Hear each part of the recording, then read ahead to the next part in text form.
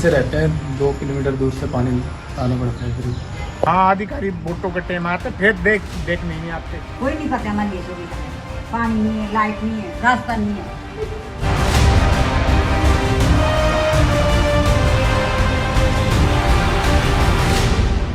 40 से ज्यादा नदियां उत्तराखंड में बहती हैं, फिर भी उत्तराखंड का ये गांव पानी की बूंद बूंद को मोहताज है। जहां एक ओर सरकार दावा करती है कि कश्मीर के कोने कोने में बिजली पानी पहुंचा दिया गया है, तो वहीं दूसरी ओर उत्तराखंड का एक गांव है जहां लोग पानी के लिए कई किलोमीटर दूर जाते हैं, तो बिजली के लिए सोलर सिस्टम पर निर्भर हैं और बच्चे पढ़ने के लिए रोज मीलों की दूरी तय करते हैं। बुरा हाल है जी, बुरा हाल हो रहा।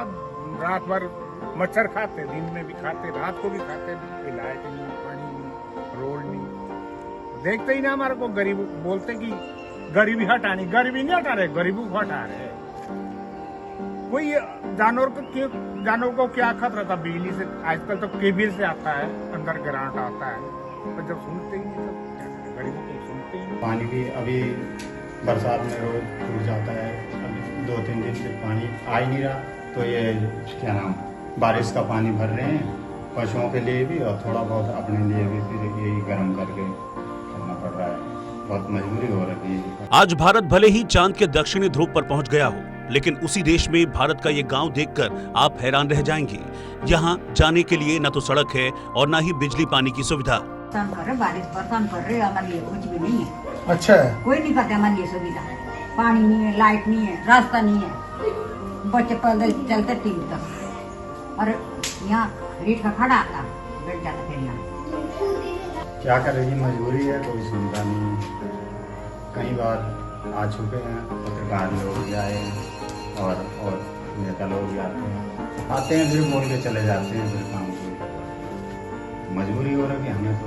देवभूमि कहे जाने वाला उत्तराखंड, जहां लोग देश विदेश के कोने कोने से इसकी प्राकृतिक आबोहवा और पहाड़ियों का लुत्फ लेने लाखों की संख्या में आते हैं। उसी उत्तराखंड की राजधानी देहरादून से महज कुछ समय की दूरी पर स्थित एक गांव, जहां के लोग मूलभूत जरूरतों के लिए जद्दोजहद कर रहे हैं, जहां के लोग आज भी बिजली, पानी और सड़क जैसी बुनियादी सुविधाओं से वंचित हैं।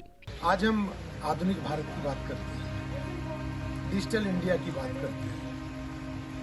आज हम आपको ऐसे गांव से रूबरू कराएंगे, ऐसी जगह से रूबरू कराएंगे, हिंदुस्तान में है, उत्तराखंड में है, देहरादून में है, जहां न तो सड़क है, न तो पानी है। आप आश्चर्य कर जाओगे, न तो यहाँ बिजली है। आज बात डिजिटल भारत की चल रही है, लेकिन इस गांव में मोबाइल नेटवर्क का सिग्नल भी बड़ी मुश्किल से मिल पाता है। नेटवर्क नहीं है, मोबाइल में एक भी जो नेटवर्क का डंडा होता वो भी नहीं है। बहुत से लोग ऐसे हैं। राजधानी से चंद मिनटों पर स्थित ये गांव, जहां चुनाव के समय नेता बड़े बड़े चुनावी वादे करके आते हैं और फिर वापस अगले इलेक्शन में ही नजर आते हैं। राजधानी की चकाचौंध और लंबी चौड़ी सड़कों से महज थोड़ी दूरी पर मौजूद चिड़ी गांव नेताओं के चुनावी वादों में सिमट कर रह गया है। नेता लोग वोटों के टाइम पे आते, फिर नहीं आते। अधिकारी आते हैं? हाँ, अधिकारी वोटों के टाइम आते, फिर देख नहीं आते। तो वोट देने जाते हो आप? जाते ही फिर उस वक्त बोलते हैं कि हम सब कुछ करेंगे, बाद में शकल नहीं दिखा। चिड़ी वैली में कितने परिवार हैं? परिवार तो यहाँ हो गया 25-30 गुजर बस गए यहाँ, इधर भी और 12-13 परिवार हमारे। बड़े मुश्किल से रहते हैं, 2 किलोमीटर दूर से पानी आना पड़ता है, फिर उसके साथ गुजारा करना पड़ता है। बच्चे कहाँ पढ़ते हैं? बच्चे टिमली पढ़ते हैं। अच्छा, रोज टिमली जाते हैं, फिर टिमली से आते हैं। हाँ। बच्चों के लिए जो जरूरत की चीजें होती हैं, खान पान की चीजें होती हैं, वो कहाँ से आते हैं? वो भी टिमली से आती है, जो खान पान की अपनी होती है। अच्छा, मतलब ये चिड़ी वैली में कुछ ऐसा नहीं है कि जो आपको मिलता हो। उत्तराखंड के गढ़वाल रीजन में बसा ये चिड़ी वैली गांव आज भी अपनी बुनियादी सुविधाओं के इंतजार में है। बुनियादी सुविधाओं से वंचित होने के बाद भी यहाँ के लोगों की हिम्मत और जज्बा कम नहीं हुआ है। क्या बूढ़े, क्या बुजुर्ग, क्या जवान, यहाँ के बच्चे भी बड़े सपने लिए, देश के लिए कुछ कर गुजरने का हौसला लिए बढ़ रहे हैं। स्कूल जाना चाहते हो? क्या बनना चाहते हो? फौजी।